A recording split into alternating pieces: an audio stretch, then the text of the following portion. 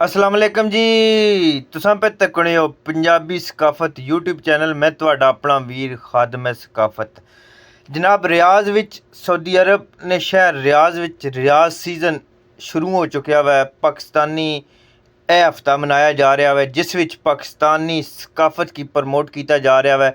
रंग बिरंगे जनाब स्टाल लगे पे न, बड़े बड़े दूरों पाकिस्तानी आए न जेड़े अपनी सकाफत की प्रमोट करने वास्ते ए तको रंग बिरंगे स्टाल लगे हुए। लोग खरीदारी कर रहे हैं। पाकिस्तानी नाइट साडे पाकिस्तानी प्रोग्रामां में शामिल हो रहे हैं। दुनिया पूरी ने लोग माशाल्लाह जी बड़ा अच्छा प्रोग्राम जा रहा है जिस विच पाकिस्तान तो बड़े बड़े नामी ग्रामी गुलकार क्रिकेटर अत्ता के हर शुबे ने लोग जेड़े वो आए न इत्थे जनाब रियाज विच।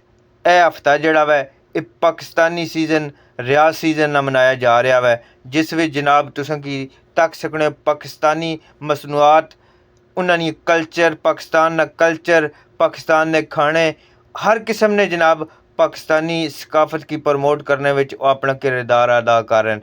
माशाल्लाह जी तुसी चेक करो पाकिस्तान जिंदाबाद जनाब। हर कन्नी जनाब पाकिस्तान हो रही है।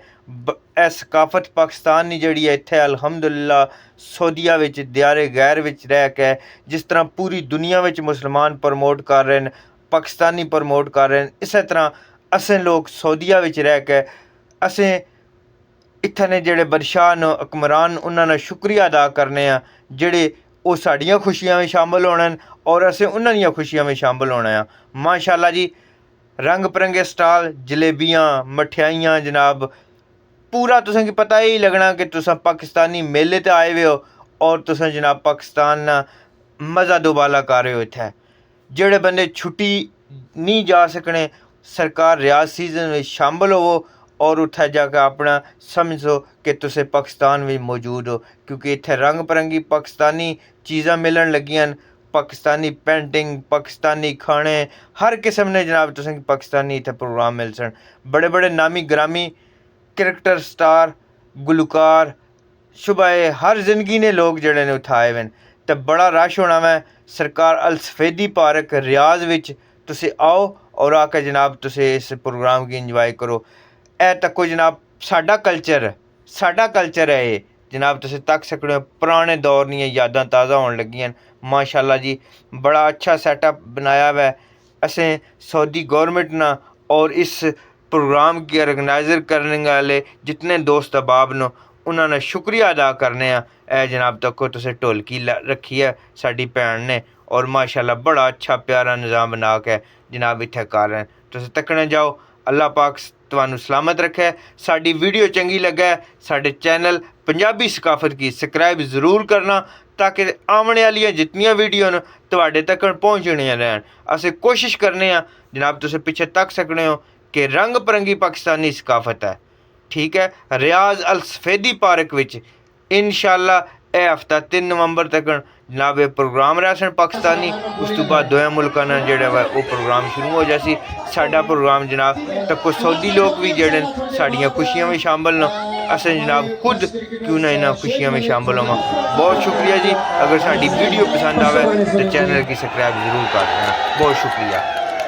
उर्दू गाने सुनेंगे पंजाबी सुनेंगे बलोची सुनेंगे सराइकी भी सुनेंगे अरबी भी सुनेंगे तो सारे जो ज़बानें हैं पाकिस्तान की वो भी सुनेंगे और पाकिस्तान के बाहर से भी जो है वो भी सुनेंगे तो हम सबको इंशाल्लाह खुश करेंगे।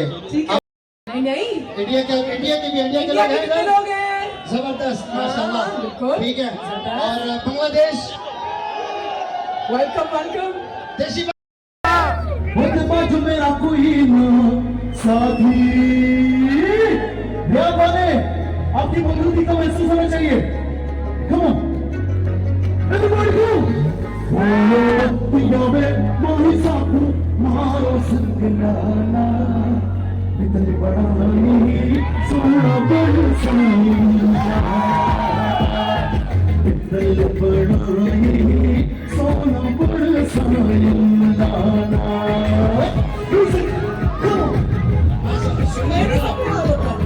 तो हमारे सऊदी और अरबियों के लिए जोर से तालियां होनी चाहिए।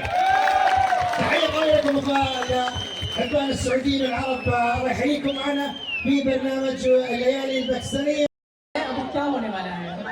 ये जो एक्ट है, जो परफॉर्मेंस है, होने वाले से पहले यही चेक करना चाहता हूँ, जो पाकिस्तानी लोग हमारे जो है भाई सारे हाथ खड़ा कर देखते हैं कितने पाकिस्तानी आए हुए हैं।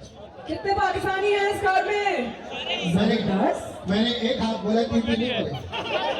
हाँ, बताइए। जबरदस्त। ठीक है, अब आप नीचे कर दें। फिर और कौन है?